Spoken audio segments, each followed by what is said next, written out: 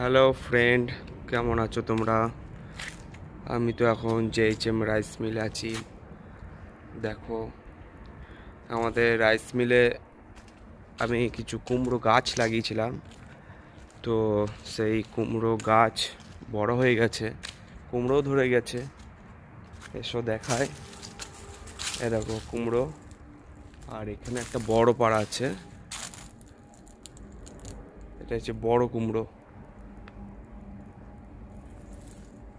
দেখো কুমড়োগুলো বড় হয়েছে, পুরো দেশি কুমড়ো, কোনো সার বা অন্য কিছু দেওয়া নেই, জাস্ট লাগানো হয়েছে, তাতেই হয়ে গেছে। তো কুমড়ো গাছ, কুমড়ো ধরেছে অনেক।